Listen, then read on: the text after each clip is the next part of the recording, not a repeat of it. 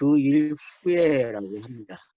여기서 볼 수 있는 그 일 후에는 우리가 창세기 21장에서 볼 수 있듯이 아브라함은 부엘셀바에 에셀나무를 심고 거기에서 영생하신 여호와의 이름을 불렀다, 그렇게 기록을 하고 있습니다. 그러니까 여호와의 이름을 부른 게 뭐냐라는 걸 우리가 좀 생각해야 되죠. 우리가 창세기 4장 마지막에서 에노스가 여호와를 불렀다 그러죠. 최초로 여호와의 이름을 불렀다라는 걸 우리가 좀 상기해야 합니다. 그걸 기억하면서 지금 22장을 좀 우리가 함께 봐야 할 것 같아요.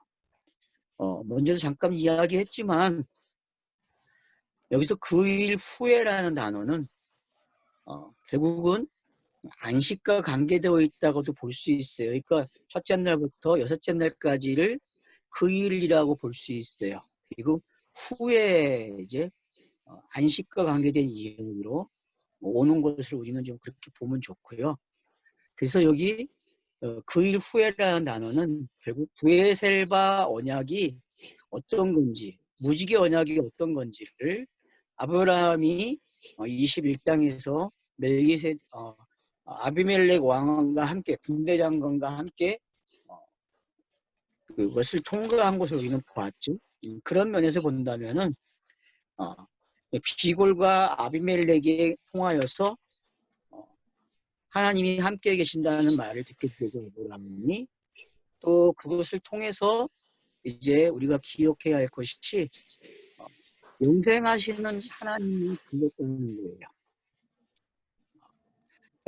영원하신 여호와의 이름을 불렀다. 그래서 이제 22절에서 그 일 후에 그러면은 결국은 마지막이라고 보시면 돼요. 어느 때에 정해진 그때의 마지막으로 우리가 좀 이해를 해야 될 것 같고, 그때가 바로 이제 아브라함이 시험하시려고 한다고 이렇게 덧붙여 나오고 있습니다. 아브라함을 시험하시려고 내가 그러니까 부르니까 아브라함이 두 아마르로 대답을 하게 되죠. 그래서 아브라함을 부르시고는 다바르로 되고 있고, 그리고 그를 부르시되는 이제 아마르로 되어 있습니다. 그 대답도 아마르로 대답을 하죠. 그래서 이제 일곱 언약이 어떻게 보면은 성경 전체의 시작이고, 그 시작이 바로 어떤 것인지 실제 보여주는 사건이 이제 22장의 내용으로 볼 수 있습니다. 그래서 시험이라는 단어는 우리가 여기서 봐야 할 게 나샤라는 단어인데, 보다는 단어는 그런 단어죠. 보다. 이 보다는 우리가 알다시피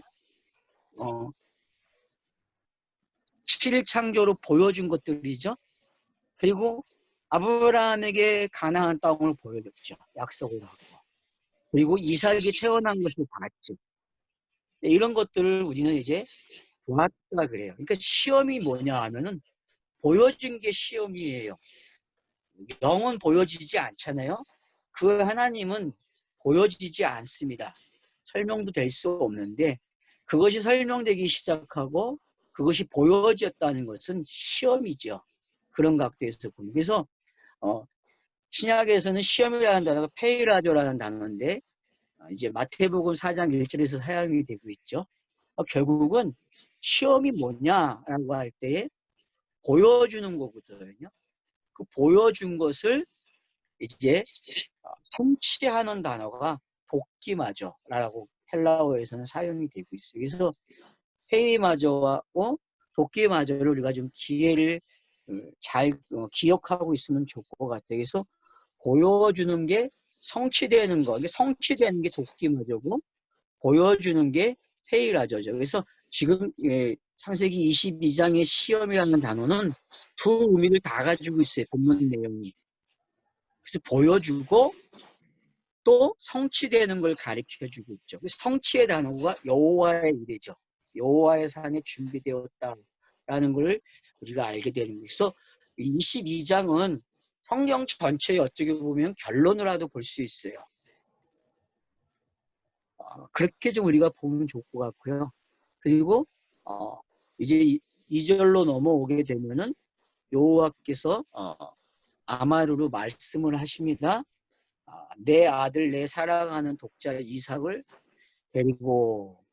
자, 여기서 보면은 이제 내 사랑하는 독자라고 합니다. 내 아들 내 사랑하는.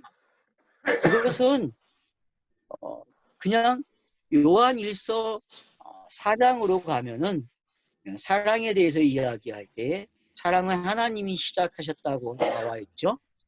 그런 면에서 본다면은 우리가 여기서 이제 하나님의 사랑이 어떤 것인지 설명하고 있다는 거죠. 그러니까 그 신의 사랑을 결정적으로 잘 사랑한 게 아버지의 사랑이죠. 그 아버지의 사랑을 요한일서 4장에서는 하나님이 사랑을 시작하셨다라고 이야기하고 있고 그런 개념에서 이제 우리가 성경을 보게 되죠. 그래서 사랑 그러면은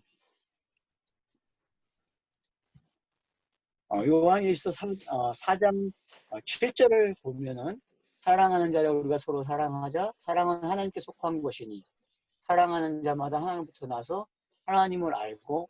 자, 요걸 좀 기억하면 하나님께로부터 나서 하나님을 알고 있다 그래요. 그러니까 내 아들, 내 사랑하는 독자 이렇게 표현되고 있는 거를 요한일서 4장 7절에서는 이렇게 표현하고 있는 거죠. 그래, 서로 사랑하자. 하나님은 하나님께 속한 것이니 사랑은 하나님께 속했다고 이야기하고 있고 또 그것을 사랑하는 자마다 하나님으로부터 나서 하나님을 알고. 그러니까 이삭을 사랑했다는 것은 결국 하나님을 알고 있다라고 이야기하고 있는 거죠. 그게 이제 확인되고 있는 거죠. 그럼 하나님을 어떻게 알았느냐? 바로 그 일 때에 알 수 있죠. 그 일. 21장이 바로 그 일이었고 아브라함이 12장부터 21장까지의 내용이 다 그 일이거든요. 창세기 전체에서 보게 되면은 창세기 1장 1절부터 시작된 그 일이 바로 사랑의 하나님의 표현이라는 거죠. 그러면 다르게 보면은 계시 자체가 뭐다? 사랑이라 그렇게 말할 수 있죠. 그래서 계시를 준 것이 뭐다? 사랑이다. 그럼 오늘은 계시를 받은 것을 아브라함이 이제 표현하는 거죠. 누굴 통해서? 이삭을 번제로 드림으로써 표현되고 있다는 것을 알 수 있습니다. 그래서 이제 한 산이 지정이 되죠. 이삭을 데리고 모리아 땅으로 가라 그렇게 얘기합니다. 모리아 땅은 역대하 3장 1절을 참고하면 좋을 것 같아요. 역대하 3장 1장 1절에서는 다윗이 모리아의 예루살렘의 모리아성을 지정했다 그래요. 성전 짓는 것을. 그래서 역대하 3장 1장을 좀 참고하시면서 모리아를 이해를 하시면 좋을 것 같습니다. 그래서 이 모리아산은 앞으로 아마겟돈 전쟁과도 연결되고 있다는 걸 좀 이해하면 좋을 것 같아요. 그래서 제가 책을 하나 이렇게 뽑아놨는데 이 책 보이세요?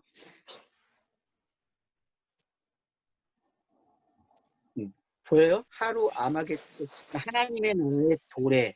그래서 이 책을 보시게 되면은 아마겟돈 전쟁에 대해서 잘 설명해주고 있어요. 구약과 신약을 가지고. 이제 제목이 여기 하나님 보시는 나라 거는 도래네요. 예예예. 하나님 나라의 도래. 제가 먼저 소개한 책이죠. 그래서 이 클라인의 책이 이제 영의 형상도 그거였죠. 클라인 책이었죠. 그래서 이 클라인 책은 종말을 잘 설명해주고 있어요. 물론 십자가로 끝나는 종말도 설명하지만 이미와 아직을 사용하고 있어요. 이 사람도. 그래서 결국 모리아 그러면은 어디까지 생각해야 되냐면은 성경 전체의 전쟁 이야기, 하람 이야기로 와야 돼요. 그래서 신명기에서 우리가 전멸단을 하람으로 보았는데 그 하람도 모리아에 담겨져 있다고 보셔야 돼요. 앞으로. 그러니까 좀 멀리 보는 거죠. 지금 요한계시록까지 전체적인 전쟁 이야기 전부 다 모리아와 관계되고 있다는 거죠. 그러면 모리아 산에서 일어나는 게 뭐예요? 번제라는 거죠. 번제. 결국 하람은 뭐다? 올림죄. 올림죄죠. 그리고 하나님께 드리는 올림죄가 바로 전쟁 이야기고 번제다. 이렇게 이해를 하면 좋을 것 같아서 성경에 나오는 모든 하람의 이야기, 전쟁의 이야기는 요한계시록까지 전부 다 뭐다? 바로 영단번 이야기다. 번제의 본질은 누구라고 했어요? 최종점은 예수 그리스도의 스타로스죠. 이 스타로스가 세워지는 것 자체가 뭐다? 모리아 산과 관계되어 있다. 그래서 예루살렘에 바로 이 모리아라는 단어가 들어가 있는 거고 그 지형 안에 이게 모리아산이라고 결국은 신약 성경 이제 공간복음서로 가보면 이 모리아산은 갈보리산, 겟세마네 동산 이렇게 표현이 되는 거죠. 그래서 이 전쟁이 성경은 그래서 요한계시록에 표현되고 있는 아마겟돈 전쟁도 다 예수 공생애의 마지막 장면으로 보셔야 된다는 거죠. 그러니까 결국은 공생애를 다시 설명한 것이 요한계시록이에요. 상징적으로. 그래서 일곱 인, 그 다음에 일곱 나팔, 일곱 재앙 이런 것들이 전부 다 뭐다? 바로 이 공생애를 잘 설명하고 있는 거죠. 그래서 창세기 일곱 날을 요한계시록이 일곱으로 가져오게 되고 그 일곱의 이야기가 바로 이 모리아산에 집중되어져 있다. 예수의 공생애와 집중되어 있다. 그래서 사랑하는 아들이라고 표현한 거고 그래서 독자 이삭을 내놔라 이렇게 말씀을 하고 있는 거죠. 그러면 독자 이삭은 이제 우리가 알다시피 인자 예수죠. 바로 이 인자 예수를 내놓는 그림이 이제 시작되고 있고 그게 바로 모리아산에서 완성이 되는 예루살렘에서 완성이 되는 이야기라는 걸 우리는 확인할 수 있다는 거죠. 그래서 번제로 드리라라고 하는 것까지 우리가 좀 기억을 하면 좋을 것 같아요. 번제는 앞으로 그냥 하람 그렇게 불러도 돼요. 번제 그러면 그냥 하람입니다. 자, 그리고 3절로 넘어오면 그래서 이제 아침 일찍이 아브라함이 떠납니다. 그래서 아침 일찍 일어나. 그래서 하나님의 일하시는 시간이 어떤 건지. 그래서 빛이 활동하는 시간이고 어둠이 이제 공개되는 그런 시간이죠. 그래서 그런 시간에 이제 나귀의 안장을 지우고 두 종과 그의 아들 이삭을 데리고 번제에 쓸 나무를 쪼개어 가지고 떠나 하나님이 자기에게 일러 주신 곳으로 가더니 자 이렇게 보면은 이제 3절의 내용은 결국은 아침 일찍 일어났다. 요한복음에 보면은 아침은 전부 어떤 시간이에요? 예수가 일하는 시간이죠. 그죠? 아직 죽지 않아야 될 시간이죠. 그죠? 요한복음에서는. 그러니까 이 공생애에서도 정말 진리가 선포되는 시간이 어떤 시간이다? 바로 이 아침의 시간이죠. 그래서 이 아침의 시간에 특별히 일찍이 일어나게 되고 거기에 나귀의 안장을 지우죠. 그래서 수고하고 무거운 짐 지는 그런 장면이 여기에 이제 등장하게 되고 그것을 더 구체화시키면 두 종으로 묘사가 되고 있는 거죠. 그래서 두 종은 뭡니까? 신약과 구약이고 옛 언약과 새 언약이고 새 언약과 옛 언약과 새 언약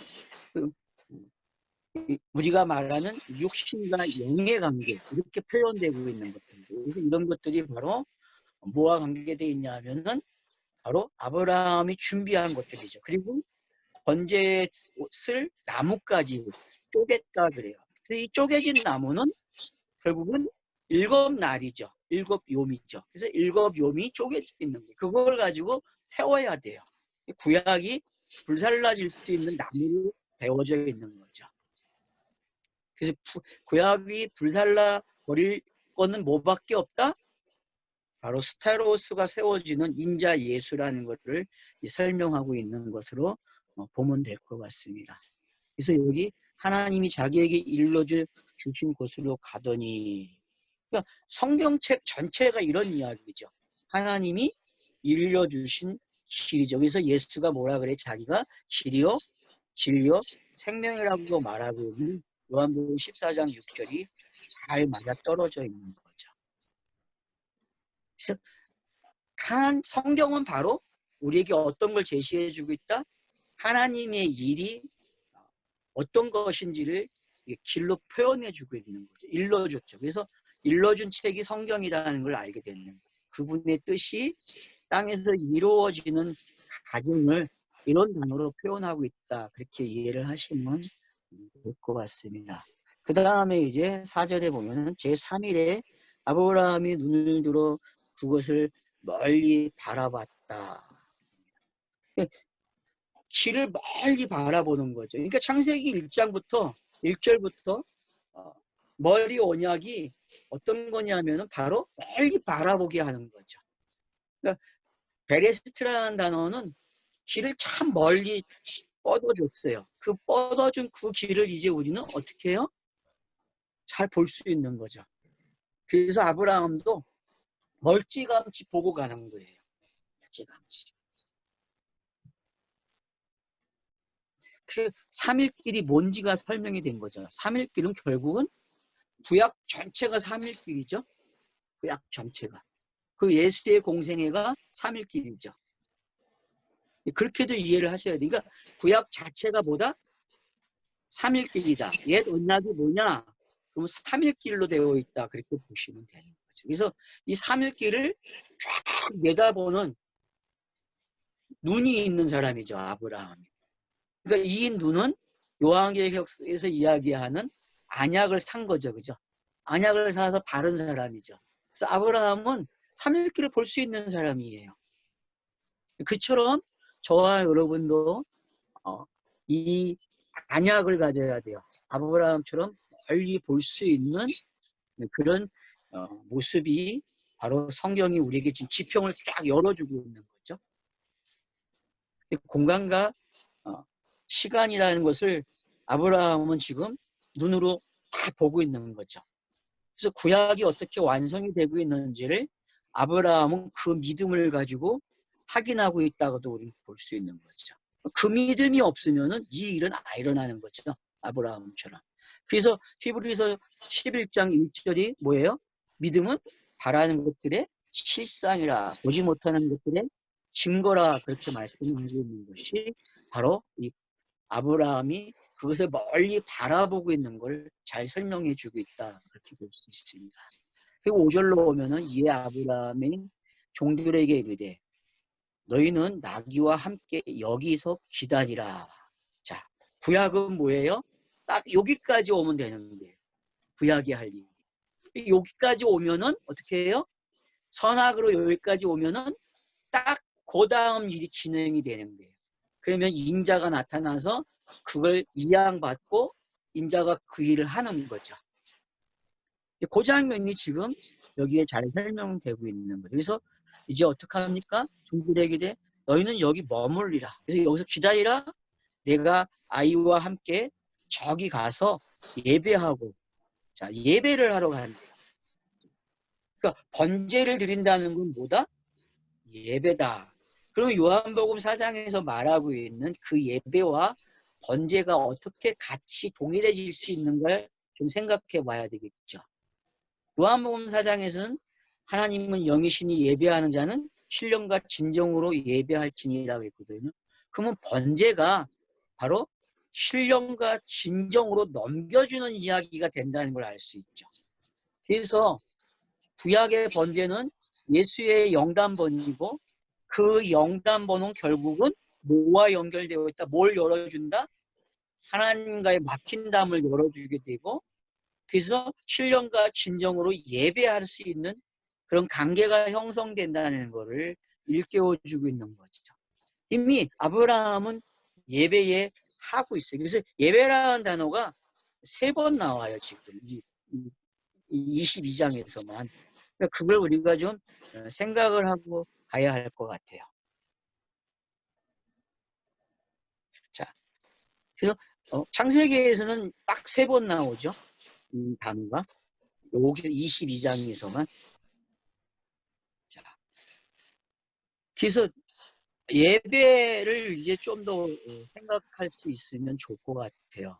그러니까 지금 우리가 이거 줌으로 하는 것도 예배죠? 예배인가요? 그러니까 뭐 말이 많겠죠. 이게 어떻게 예배냐 할 수 있는 사람들도 있고 뭐 아무튼 예배라는 거는 영이 되는 거니까 시간과 공간을 초월하죠. 그죠? 그런 의미에서 보면 이 줌으로도 충분히 예배가 된다고 볼 수 있는 거죠.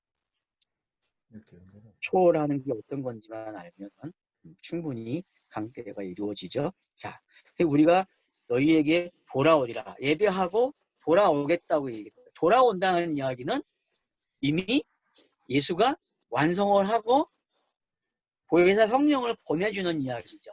그러니까 그러면은 하람이 끝난 거죠. 성경이 완성된 이야기죠. 그죠? 그래서 이미 요 안에, 이 5절 안에 문구가 다 완성이 됐어요. 5절 한 단어에, 이 한 절에서. 좀 그렇게 보입니까요? 이 5절이 상당히 깊은 내용을 가지고 있다는 거죠.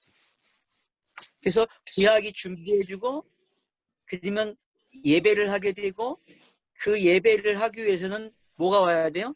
돌아와야 돼. 돌아오면은 구약이 완성된 게 보이고 성경 전체가 완성이 된 거죠. 이걸 다시 이제 설명하는 거죠. 6절부터는. 요 이야기를 이제 구체화시켜주는 게 6절부터 나오는 이야기죠. 그러니까 지금 1절부터 5절까지의 내용은 결국은 지정된 장소에서 번제를 드려야 된다. 그러면 내 얘기도 어때요? 신명기까지 오면 지정된 장소가 있죠. 그죠? 택하신 장소라고 했잖아요. 신명기에서는. 네. 그 장소가 바로 뭐예요? 바로 이 모리아산이죠.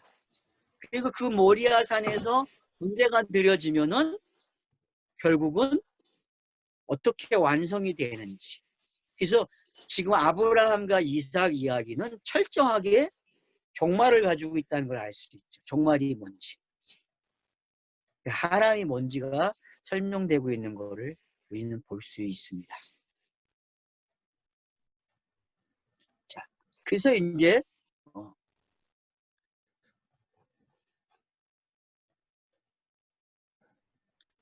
그래서 이제 6절에 보면은 아브라함이 이에 번제나무를 가져다가 그의 아들 이삭에게 지우고, 자 여기 이제 이삭에게 지었다는 말을 좀 이해가 되죠. 이게 수고하고 무거운 짐을 진 모습이죠. 그죠? 그죠? 그러니까 아버지의 뜻이 아들에게 이양되어서 에베소서 1장에 나오고 있는 그 구원의 차서들, 아버지, 아들, 성령이 하는 일 중에서 지금 아들로 넘어왔다는 걸 볼 수 있죠. 그래서 아들이 모든 걸 지금 짊어지고 가는 거죠. 그래서 나무를 짊어지고 가고 있는 걸 우리가 볼 수 있는 거죠. 자, 그래서 번제의 나무를 가져다가 그의 아들 이삭에게 주고 자기는 뭐만 가져가요? 불과 칼을 가져가요. 그러면 이 불과 칼이 뭔지 알죠, 그죠? 성령이죠, 그죠? 성령. 그리고 성령이 오시면은 제자들이 갖는 검이 되는 거죠. 그죠?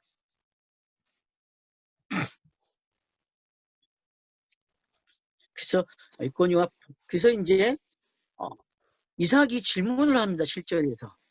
이삭이 그 아버지 아브라함에게 말하여 이르되 내 아버지의 하니 그가 이르되 내 아들아 내가 여기 있노라. 이삭이 이르되 불과 나무는 있거니와 범죄할 어딨냐면 어디 있나이까. 자, 그러니까 성경의 제일 큰 비밀이 뭐냐 하면은 메시아가 와야 되는데 그 메시아가 어떻게 제물이 되느냐는 거예요. 번제가 되느냐. 근데 구약 사람들은 구약의 성도들은 메시아가 제물이 된다는 거를 모른 것 같아요. 그러니까 계속 번제를 드렸죠. 그죠? 그래서 선지서들은 뭐라 그래요? 후기로 넘어오게 되면 성전문을 닫아달라 그렇게 이야기하죠. 번제 드리지 못하게. 그런 걸 우리가 좀 이해를 해야 될 것 같고 그렇기 때문에 여기서 말하고 있는 그 제물이 도대체 어린 양이 뭐냐라고 할 때에 바로 우리가 앞에서 이야기했듯이 모리아산에 세워질 그 영단번의 언약이 그래서 사도 바울이 말하는 그 비밀을 정말 알아야 돼요. 사도 바울이 말한 비밀은 예수가 이 땅에 인자의 모습으로 오는 거잖아요. 그렇죠? 그리고 그 안에 그리스도가 담겨져 있는 게 비밀이죠. 근데 그걸 아무나 보는 게 아니라는 거죠. 그것을. 그러니까 공관범서가 왜 은익을 시키고 그 은익을 어떻게 조금씩 열어주고 그 요한복음에서 왜 이렇게 완전하게 열어줬는지를 다시 한번 생각나게 하는 구절이죠. 이 구절은. 그래서 사도 바울을 이해를 하려면은 비밀이라는 단어를 꼭 알아야 됩니다. 그러니까 너무 쉽게 우리가 스타로스 그러는데 스타로스를 너무 쉽게 말하면 안 되죠. 왜냐하면은 범죄할 어린 양이 뭔지를 정말 성경은 진지하게 긴 시간을 가지고 이야기하는 거죠. 그런 면에서 번제했을 그 어린 양이 결국 이삭 자신이 되어야 되고 이삭 자신은 또 상징으로 끝이 나죠. 그리고 진짜 상징을 완성하는 인자 예수에게 이게 돌아간다는 것을 그래서 8절에서 아브라함이 이렇게 대답합니다. 아브라함이 이래 내 아들아 번제할 어린 양은 하나님이 자기를 위하여 친히 준비하시니라. 자, 그러니까 이것이 바로 아브라함을 시험한 이유죠. 아브라함을 시험한 진짜 이유가 뭐냐라고 할 때에 바로 이 단어를 가져야 됩니다. 여호와께서 친히 준비하십니다. 하나님이 친히 준비하신다라는 것을 기억해야 한다는. 그러면 여호와가 안 나오고 지금 왜 여기 22장에서 계속 엘로힘으로 시작하고 있는지 좀 이해가 되죠? 여호와라는 단어가 계속 나왔었는데 이 22장 와갖고는 엘로힘을 사용하고 있어요. 의도적으로. 왜요? 엘로힘은 철저하게 누굴 준비하는 거예요? 인자를 준비해야 되거든요. 예수를. 번제를 준비해야 돼. 번제했을 양을. 그게 바로 엘로힘이 해야 할 일이다. 그럼 여호와 하나님은 뭐예요? 결국 번제했을 양이죠. 번제했을. 번제했을 제물은 누구냐 할 때에 여호와 하나님이 되는 거죠. 구약에서는. 그리고 그것이 완성이 되면 번제로 드려지게 되면은 여호와가 와서 우리와 함께 임마누엘 할 수 있는 거죠. 그런 장면이 지금 여기에서 잘 묘사가 되고 있는 걸 알 수 있는 거죠. 그래서 여호와께서 자기를 위해서 준비한다 그래요. 그러면은 이제 우리가 하나 알아야 할 게 결국은 엘로힘 여호와 하나님 여호와는 하나님이 뜻을 이루는 차서적 타역의 방법이라는 거죠. 그러니까 하나님의 뜻이 이루어지는 내용이 뭐냐 할 때에 엘로힘에 담겨져 있고 그 엘로힘은 여호와 하나님으로 오게 되고 여호와로 오게 된다는 거죠. 이게 삼일길이에요. 성경이 말하는. 그러니까 하나님 자신이 그 신이 어떻게 설명되는지 그 신이 어떻게 우리와 관계를 가질 수 있는지를 이 신명들이 일을 한다는 거죠.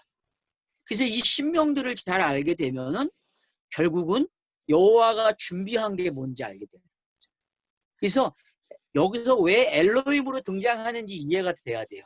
좀 이해가 되시죠? 22장에서 왜 엘로힘으로 등장하고 계시는지. 그리고 이 엘로힘의 하나님이 결국은 여호와까지 와요. 왜? 이삭과 양이 있기 때문에. 그래서 그런 부분들을 우리가 이제 잘 이해하게 되면은 그 부분이 어떤 건지 잘 알게 되는 거죠. 그래서 뒤에 보면 이제 여호와가 등장하는 거예요. 여호와가. 사자가 등장하는데 11절에 여호와의 사자 그래요. 그럼 여호와 사자 그러면 이건 이제 누구예요? 성령이에요. 그냥 성령. 이미 끝났어요. 어떤 일이요? 이 아들이 했다는 걸 가르쳐주죠. 인자가 기름 부음 받은 그 인자가 어떤 건지 설명하고 있는 거죠. 하나님이 보낸 그 기름 부음 받은 자가 인자라는 것을 통해서 어떻게 스타로스가 세워지고 그 세워진 스타로스를 확인시켜주는 게 누구예요? 여호와의 사자로 등장하고 있는 거죠. 그래서 오늘은 우리가 8절까지 보면 좋을 것 같아요. 그래서 8절까지 여호와께서 준비하신다는 게 어떤 건지. 그래서 이제 두 사람이 함께 나아간다. 그러니까 나아간다는 이야기는 하나님이 해놓은 보여준 것들이 계속 보여주는 장면이고 그 보여진 것들이 끝이 나오는 거죠. 그래서 이제 그 끝을 누가 장식해요? 아브라함과 이삭이 준비하게 되고, 그러니까 하나님이 아니다, 내가 한다라고 여호와의 이레를 가르쳐 주는 거죠. 그래서 이제 이렇게 어떻게 성경이 22장을 통해서 성경 전체를 열어주고 있다는 것을 기억하면은 오늘 내용은 잘 이야기가 된 것 같아요. 네. 좀 이해가 되십니까요? 자, 오늘은 창세기 22장 이어서 계속 하겠습니다. 우선 우리가 1절에서 나온 시험이라는 단어를 한 번 더 생각해 보려고 합니다. 성경에서 말하는 시험은 우리가 생각하는 그런 시험이 아니에요. 이건 하나님 자신이 그 신을 설명하기 위해서, 우리에게 알려주기 위해서 하는 시험입니다. 그렇기 때문에 우리 개념으로 시험을 받는다, 그렇게 말할 가치도 없는 거죠. 하나님 자신이 계시를 준 거, 그리고 자신을 설명하기 위해서 보여준 사건들, 표적들, 그런 모든 걸 가리켜서, 심지어 성경에 기록된 문자까지도 성경은 시험이라고 합니다. 그렇기 때문에 우리가 시험 그러면은 좀 폭넓게, 그러면서도 좁혀서 가지고 있으면 좋을 것 같아요, 의미를. 그래서 앞으로는 시험 그러면 하나님이 보여주시고 완성하는 과정을, 그러니까 결국 계시가 완성되는, 시작돼서 완성되는 거, 성경책이 창세기에서 기록돼서 요한계시록까지 기록되는 거를 시험이라 그렇게 이해를 하면 좋을 것 같습니다. 좀 더 좁혀서 이야기하면은 시험은 이제 이삭을 내놓는 것이죠. 그리고 이삭을 번제로 드려야 합니다. 그것도 지정된 장소에서. 그래서 이제 우리가 내용을 이 지정된 장소, 모리아라는 뜻은 여호와께서 감찰하신다, 그런 뜻이거든요. 그러니까 이 모리아라는 뜻이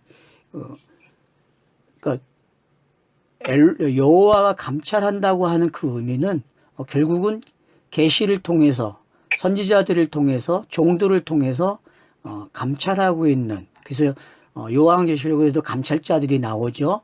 7 인가, 7 나팔, 7 대접, 이런 것들이 전부 감찰자죠. 그래서 눈이 돼가지고 모든 걸 감찰하고 계시는, 그래서 자기가 언약한 그 7 언약이 어떻게 이 땅에서 시행되어지는지, 그걸 22장은 잘 기록해 주고 있는 것입니다. 그렇기 때문에 저와 여러분들이 이 22장에서 등장하고 있는 단어들, 특별히 주시해야 할 단어들이 시험이라는 단어를 통해서 나타나는 단어가 사랑이라는 단어, 예배라는 단어, 준행이라는 단어, 그래서 2절, 5절, 18절에 이렇게 각각 포진되어 있습니다. 그래서 가면서 우리가 보겠지만 사랑이라고 했는데 2절에 보면은 내 아들 내 사랑하는 독자, 이렇게 표현하고 있습니다. 여기서 표현되고 있는 건 그냥 요한 1서 4장 7절 이하에 나오는 하나님은 사랑이시다라고 하는 걸 좀 참고하면 좋을 것 같습니다. 그러면 성경이 말하는 사랑은 정리가 되는 것 같아요. 예전에는 뭐 아버지 사랑, 아들 사랑 이렇게 구별해서도 가르쳐 왔지만은 지금은 그냥 사랑 그러면은 하나님의 뜻이 땅에서 이루어지는 모든 전 과정을 사랑이라 그렇게 보시면 좋을 것 같아요. 그럼 성경책 자체가 사랑이다, 그렇게 볼 수 있는 거죠. 그래서 모리아라는 단어를 우리가 지금 봐야 되고, 그 가리키는 한 산을 우리가 기억해야 합니다. 그래서 앞으로 산에 관한 이야기는 아마겟돈과 연결을 시키셔야 됩니다. 그래서 성경은 전쟁이 끝나는 이야기가, 이 땅에서 끝나는 이야기가 요한계시록 아마겟돈 전쟁으로 끝이 나거든요. 결국 그 장소가 어디냐 할 때에 바로 모리아고, 그 모리아는 예루살렘이고, 예루살렘 성전과 관계되어 있고 성전된 우리와 성전된 예수를 가리키는 단어가 모리아라는 사실을 기억해야 합니다. 그렇기 때문에 저와 여러분이 이 모리아라는 것을 기억해야만 앞으로 성경 읽기에 도움이 되죠. 이제 우리가 창세기로 앞으로 돌아가면은 이 모리아는 노아의 방주가 되는 거죠. 그쵸? 그 다음 또 더 앞으로 가면 어디가 나옵니까? 에덴 동산이 나오겠죠. 결국은 어디까지 가냐 하면은 머리 언약, 머리 베레스트까지 가게 되는 거죠. 이제 베레스트가 뭘로 등장했냐 하면은 모리아로 등장했다 그렇게 보시면 됩니다. 그래서 모리아 산에서 일어날 일이 뭐냐 하면은 번제가 드려진다. 올림제가 뭐냐라고 할 때에 모든 제사는 올림제입니다. 번제로 다 오게 되어 있죠. 성경에서 나오는 제사는. 그래서 이 번제를 우리가 좀 기억해야만 앞으로 성경을 읽는 데 많은 도움이 될 것입니다. 번제라는 단어는 앞으로 이제 여기서도 사용이 되지만은 이제 법으로 사용되는 출애굽기서부터 나오는 모든 제사의 내용들은 바로 이 아브라함 사건과 이삭과 관계된 이야기 속에서 펼쳐져야 되고 그렇게 들여다봐야 된다는 것이죠. 그러면은 노아도 방주에서 나와가지고 번제를 드렸잖아요. 그러니까 그것도 다 여기와 관계되어 있다는 사실을 기억하셔야 됩니다. 그래서 번제 그러면은 결국 아브라함이 이삭을 드리는 일이고 더 넘어서 여호와께서 준비하시는, 그래서 8절에 보면은 자기를 위하여 친히 준비하시리라. 어린 양은 하나님이 자기를 위해서 준비하신다 그럽니다. 그래서 자기를 위해서 준비하시는 그곳이 어디냐라고 할 때에 바로 그것이 갈보리산이고 영단번의 사건이라는 것을 기억해야 합니다. 그러면 우리가 하나 생각해야 할 게 있어요. 그럼 왜 그 신께서, 성경이 가리키는 그 신께서 왜 번제를 드리는 것을 착안했을까라는 걸 생각해야 합니다. 그것이 여러분 로마서 3장을 한번 보시면 좋을 것 같아요. 한번 로마서 3장을 한번 펴보세요. 로마서 3장에서 보면은 한 24절 보세요. 24절부터 한번 봅시다요. 자, 그리스도 예수 안에 있는 속량으로 말미암아 하나님의 은혜로 값없이 의롭다 하심을 얻은 자 되었느니라. 이 예수를, 그러니까 지금 번제가 뭔지 설명하고 있습니다. 이 예수를 하나님이 그의 피로 믿음으로 말미암아는 화목제물로 세우셨으니 이는 하나님께서 길이 참으시는 중에 전에 지은 죄를 간과하심으로 자기의 의로우심을 나타내려 하심이라. 여기 하나 있고 나중에 뒤에 나오는 참 하나님께서 길이 참으시는 중에 전에 지은 죄를 간과하셨다. 그래서 자기의 의로우심을 나타내셨다. 요걸 좀 주시해 주셔야 됩니다. 번제가 하나님이 왜 이삭을 번제로 드리려 하면은 바로 여기 있습니다. 이는 25절 이는 하나님께서 길이 참으시는 중에 전에 지은 죄를 간과하시며 자기의 의로우심을 나타내려 하심이라. 그러면 우리가 죄가 뭐라 그랬습니까? 신에 대한 무지라 그랬죠. 무지를 알려주는 장면에서 그것이 뭐가 됩니까? 하나님이 길이 참으시는 중에 전에 지은 죄를 간과하셨다 그래요.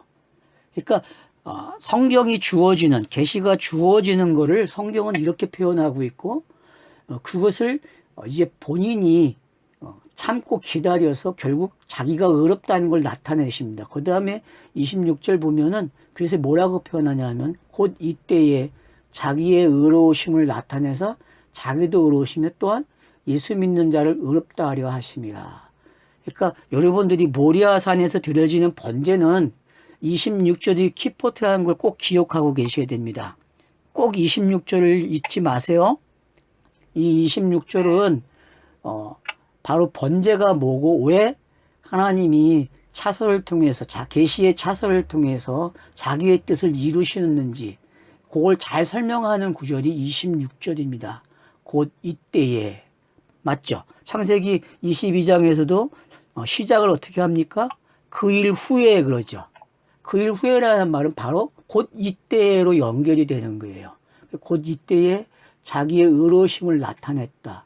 그러면 자기를 의로우심을 이삭을 통해서 등장시켰고 이삭을 통해서 누굴 등장합니까?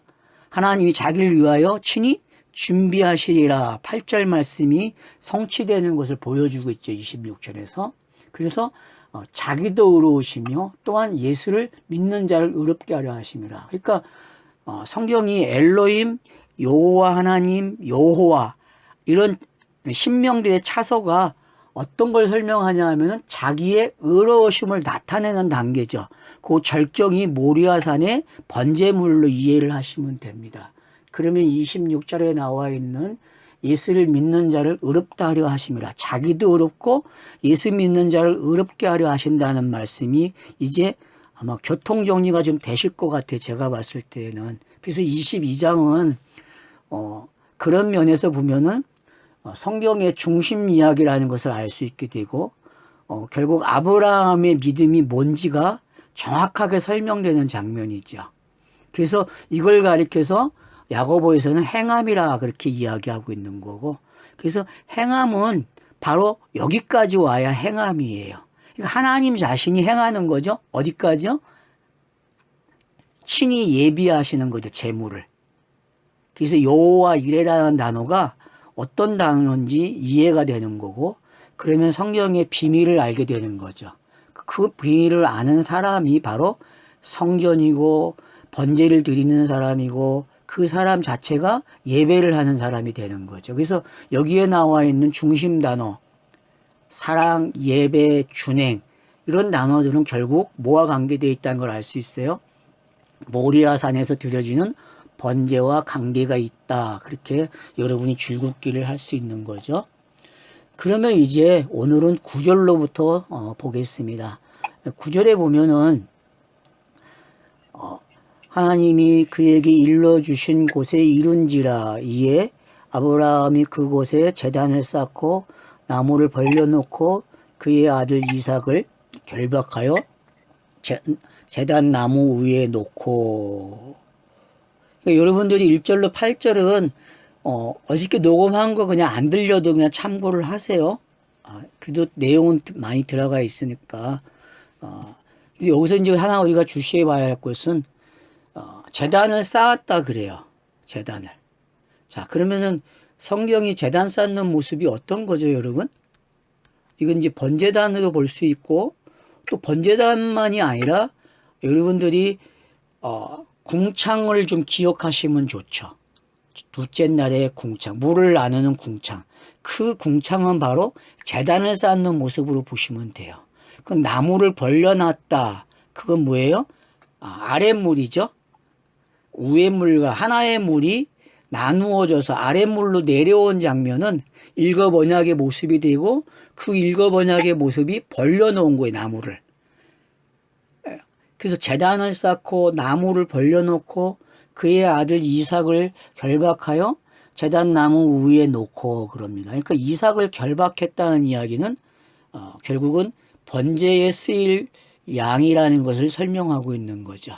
그래서 나무 위에 이제 올려놨습니다. 이 말은 일곱 기둥, 언약의 기둥 위에 제물이 놓여 있다. 그렇게 보시면 됩니다. 그래서 그럼 창세기가 원하는 1장에서 원하는 내용이 바로 이 내용이라는 것을 알게 되죠. 그래서 부에셀바라는 게 일곱 언약 무지개가 뭐냐 하면은 바로 뭘 요구했다? 구약이 요구하는 건 메시아잖아요. 그 메시아가 바로 제물이 돼야 돼요. 그래서 인자로 예수가 오는 거고, 그 인자 예수는 친히 뭐가 돼야 돼요? 대제사장이 돼야 되고, 제물이 돼야 되고, 성전이 돼야 돼요. 이 세 가지 요소를 갖춰야 되거든요. 그래서 히브리서는 이 세 가지 요소가 다 누가 가졌다 그래요? 멜기세덱 반차를 따른 예수가 이걸 다 가지고 있다 그렇게 이야기합니다. 그래서 자격이 되는 거죠. 어떤 자격이요? 바로 창세기 22장에서 말하고 있는 그 시험이 뭔지가 완벽하게 설명되고 있다는 걸 알 수 있는 것이죠. 그래서 성경 내용은 바로 이 내용입니다. 일곱 언약은 뭘 요구한다? 번제를 요구한다. 그 번제를 드려지게 되면은 이제 어떻게 합니까? 그 다음 내용이 나오겠죠.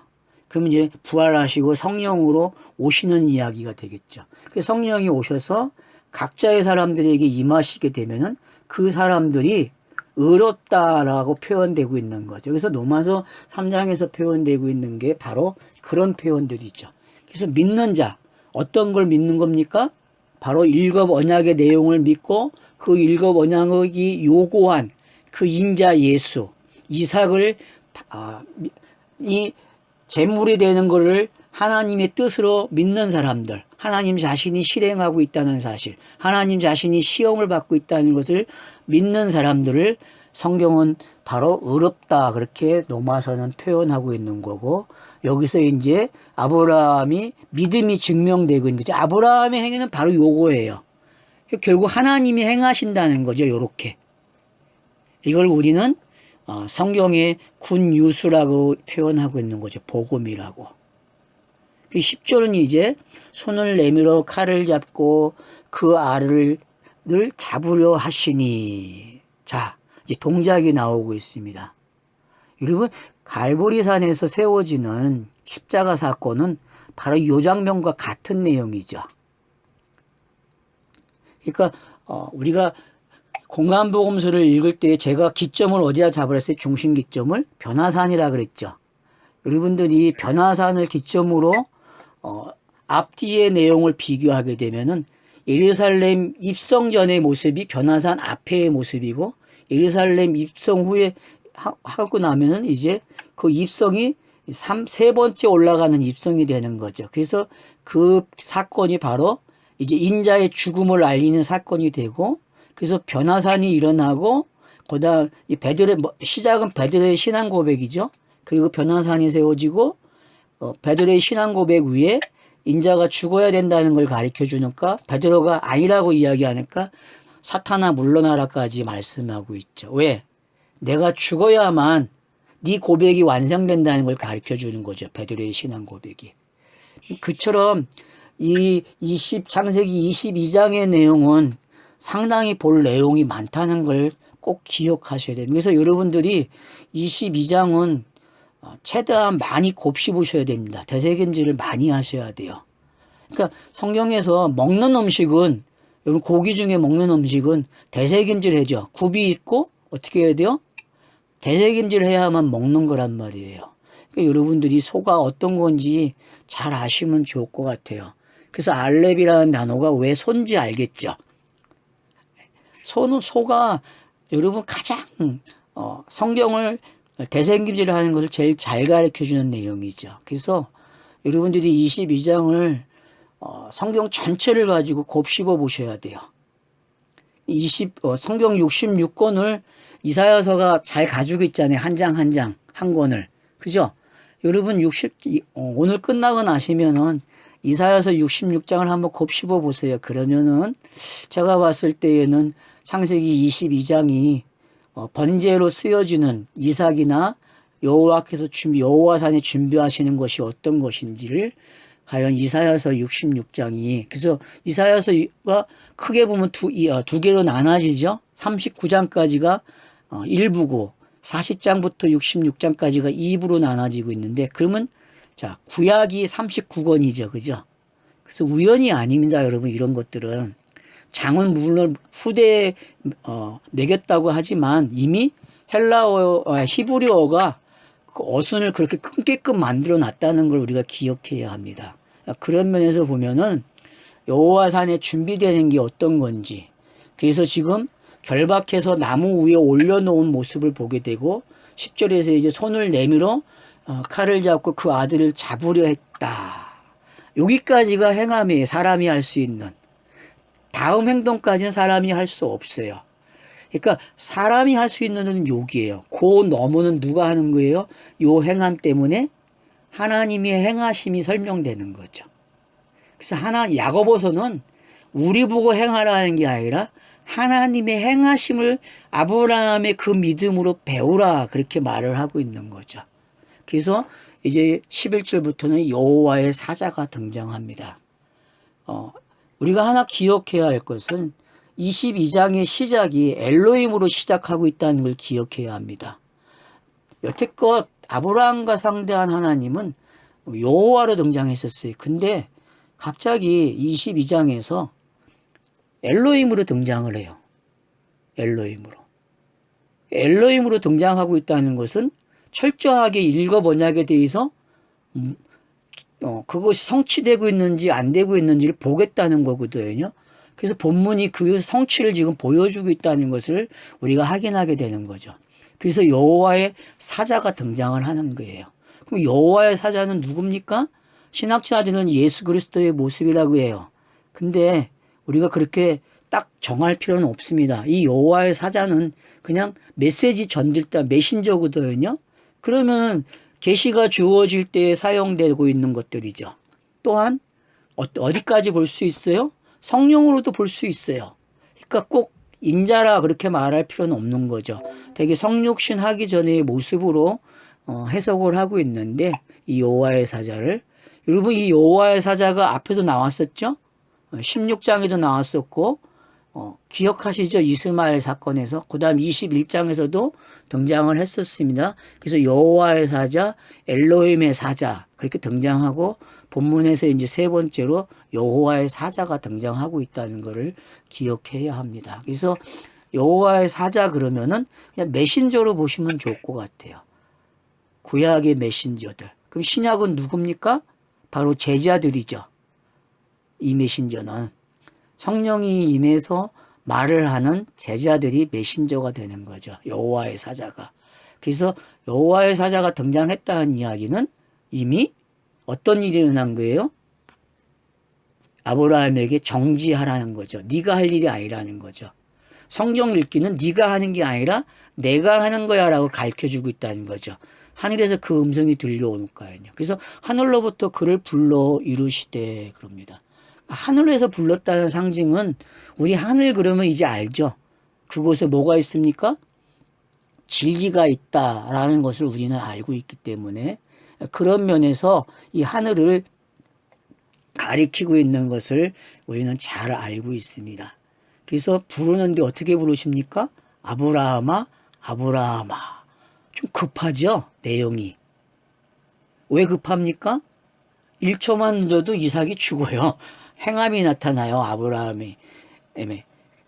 사람의 행함이 나타나면 안 되거든요. 이거는 하나님 자신이 계획을 세우고 하나님 자신이 실행을 해야 돼요. 에베소서 1장처럼. 그러니까 에베소서 1장을 여러분들이 깊게 새겨야 돼요. 왜냐하면 그 방식대로 성경이 기록된 거고 그 방식대로 그 신을 증명하는 거거든요. 그 신은 이렇다라는 것을. 그래서 여러분들이 성경에 기록된 신명을 가지고 하나님을 믿는다, 신을 믿는다 그렇게 표현하면 그거는 걸려든 거예요. 여러분 그런 표현을 하시면 안 되고 성경이 말하는 그 신명을 통해서 진짜 신을 배우는 거예요. 그러니까 성경에 기록된 신들은 뭐예요? 그 신을 가리키는 신명들은 가짜예요. 신을 설명하기 위해서 필요한 도구란 말이에요. 그러니까 그걸까지도 여러분이 이제는 생각하셔야 됩니다. 그래서 여호와 사자 그러면 이제 어떻게 하셔야 돼요? 자기 일을 행하시는 분이 아브라함을 정지시키는 거예요. 그래 여기까지 네가 했으면은 내 의사를 알렸으니까 내가 할게 그렇게 표현하고 있는 거죠. 그래서 아브라함을 2번이나 부르십니다. 성경에서 2번 부르는 장면은 여기밖에 없어요. 여러분 아담아 아담아 부르는 장면 기억하시죠? 3장에서 아담을 부르시는 게 어떤 건지 그 3장하고 여기서 아브라함을 부르시는 장면을 한번 이렇게 같이 섞어 놓고 생각을 하시게 되면은 좀 보이는 게 있을 거예요. 그래서 아브라함이 이르시되 내가 여기 있나이다 하며 그래서 지금 2번째 대화가 시작되고 있다는 것을 알 수 있습니다. 그래서 엘로힘으로 시작된 대화가 이제는 여호와로 넘어왔다 그렇게 알 수 있는 거죠. 그래서 여호와의 메신저가 지금 말을 하고 있는 거죠. 그래서 12절에 보면 내용이 나옵니다. 이르시되 그 아이에게 내 손을 대지 말라. 그에게 아무 일도 하지 말라. 내가 내 아들 내 독자까지도 내게 아끼지 아니하였으니 내가 이제야 너가 하나님을 경외하는 줄 아노라. 창세기에서는 경외한다는 단어가 21번 사용이 됩니다. 근데 경외로 번역된 거는 딱 2번 나옵니다. 그러니까 왜 이렇게 꼭 경애로 번역을 안 해도 되는데 여기서 왜 경애로 번역했을까? 그러니까 이 경애라는 단어는 여러분 두려움으로도 번역이 된다는 걸 알고 계시죠? 그렇기 때문에 여기서 지금 손을 아브라함이 내밀고 하는 그런 장면들이 어떻게 정지가 되는지, 그래서 독자도 내게 아끼지 아니하였으니, 이 말은 어떤 표현입니까? 하나님의 뜻이 땅에서 이루어지는 표현이죠. 그러니까 아브라함이 이삭을 내놓음으로써 하나님의 뜻, 계획이 이 땅에서 이루어지는 가장 정확한 모습이 표현되고 있다는 거죠. 그러니까 성경에서 아마 그 신이 가장 자기를 알리고 싶었던 내용을 정확하게 표현한 장면이 여기인 것 같아요. 좀 여러분 뭔가 좀 뭉클한 게 옵니까? 물론 제가 감동에 호소하는 건 아니지만은 이 장면은 충분히 그럴 수 있는 장면이죠. 그런 부분에서 우리가 독자를 아끼지 아니었다고 하는 이 말씀이 우리가 찬송가도 부르잖아요. 독생자 예수라고 부르는 그 찬송가 아주 잘 매치가 되고 있는 걸 알 수 있고, 그래서 하나님을 경외하는 게 어떤 건지, 결국 하나님 경외는 누가 하는 겁니까? 엘로힘, 여호와 하나님, 여호와가 하는 거라고 배워야 한다는 것이죠. 우리가 하는 게 아닙니다. 경외는. 이제 좀 이해가 되십니까? 하나님의 뜻이 하나님 자신이 신명들이 완성해 가는 거거든요. 근데 자꾸 우리가 완성하고 우리가 경외하는 거로 배웠단 말이에요. 하나님 자신이 계획하고 자신이 실행하고 자신이 완성해서 그걸 우리에게 준 걸 선물이라 그래. 그게 은혜라고 이야기하는 거죠. 그래서 저와 여러분은 그냥 은혜만 받으면 돼요. 경외한다는 표현도 하면 안 돼요. 우리는. 왜? 본인이 신들이 하는 이야기이기 때문에. 자, 여기까지 좀 이해가 되십니까? 예. 5분 남았네요. 예. 그래서 이제 여러분들이 요 부분을 좀 이해를 잘 해주시게 되면은, 그러면 이제 아브라함이 왜 믿음의 조상인지가 확정이 되는 거예요. 그러니까 우리가 믿음의 조상이 되기 위해서 아브라함이 아브라함 된 것도 알고 할례를 받은 것도 알잖아요. 그죠? 그러니까 그가 큰 민족이 된다고 했는데, 바로 하나님의 큰 민족은 어떤 거냐 하면은 하나님 자신이 말씀을 주는 게, 그러니까 66권이 큰 민족이라는 사실이에요. 성경에서는. 그러니까 이스라엘 민족이 큰 민족이 아니라는 거죠. 애굽에 내려간 그 70명이 600만의 대군을 가지고 나오는데 그것이 아니라는 거죠. 그게 아니라 성경 66권이 그것이고, 성경 66권이 된 사람들, 마음판에 성경이 기록된 사람들이 바로 쿨이라는 사실을 기억해야 한다는 거죠. 그러면은 성경이 말하고 있는 경애도 알게 되고 독자도 알게 되고 이런 표현들이 어떤 건지 잘 알 수 있습니다. 그래서 이제 13절에 보면 아브라함이 눈을 들어 살펴본 즉 한 수양이 뒤에 있는데, 자, 한 수양이 뒤에 있다 그래요. 앞에 있지 않고 뒤에 있어요. 재밌죠, 여러분? 그러니까 여러분, 그 일 후에 그러죠. 1절에서. 그 일 후에라는 말은 뭐예요? 시간이 지나갔죠. 그죠? 성경이 기록된 시간이에요. 그 시간의 마지막 때가 바로 이삭을 내놓는 장면이고, 바로 이제 그 뒤에, 그래서 그 뒤에 뭐가 준비되어 있어요? 순양이 준비되어 있는 걸 알 수 있죠. 그것도 뿔에 걸려 있어요. 그 뿔에 의해서 잡혀 있는 거죠. 그래서 여러분, 이 뿔이 뭡니까? 베레스트예요. 베레스트. 그냥 알렙이라는 단어예요. 그냥 그렇게 이해하세요. 알렙이에요. 그냥 이 뿔은. 결국은 하나님의 뜻이 알렙으로 이루어졌는데, 그 알렙이 자기 집에 들어와 있는 모습이에요. 그 라는 단어 속에 지금 들어와 있는 거죠. 성전에. 그 성전이 어떻게 들어오는지. 그래서 죽어야 돼요. 누군가는. 그래서 신이 와서 신이 죽어야 뭐가 되는 이야기예요? 완성되는 이야기예요. 그래서 아들 대신에 번제로 드렸더라 그래요, 아브라함이. 그러니까 아들 대신 드리는 거예요. 아브라함은 아들 대신 드리는 거예요. 그러면 성경책 66권은 뭐예요? 아들을 내놓겠다는 이야기잖아요. 그쵸? 그 신이 계획이 뭐예요? 그러니까 사도 바울이 말하는 비밀은 바로 여기 있는 거예요. 그 아들이 왜 죽어야 되는지를 설명하고 있다는 거죠. 자, 죄 때문에 죽는다 그랬죠? 그럼 죄가 뭐라고 했습니까? 그 신에 대한 무지였잖아요. 그죠? 그 신에 대한 무지를 뭘로 깨우쳐 주는 겁니까? 엘로힘, 여호와 하나님, 여호와로 깨우쳐 주는 거예요. 그게 성경 기록 방식이란 말이에요. 그래서 그 신들의 이름 속에 사역이 들어있고 그 신들의 이름 속에 사역이 들어있는 걸 에베소 1장이 잘 설명해 준 거예요. 이렇게 들어와 있다. 아버지, 아들, 성령으로 들어와 있다고 신약에서 설명을 한 거죠. 그래서 그 설명대로 이제 13절에서 어떤 일이 일어납니까? 이삭 대신에 수풀에 걸린 순양을 보게 되고 그 순양으로 대신해서 드리는 거예요. 그러니까 구약을 대신해서 신약에서 누가 죽어요? 예수가, 인자 예수가 와서 스타로스에 세워지는 장면이 바로 가장 정확한 번제라는 것을 알려주고 있는 거죠. 그러니까 이 수풀이라는 단어가 서로 포개지다 그런 뜻이거든요.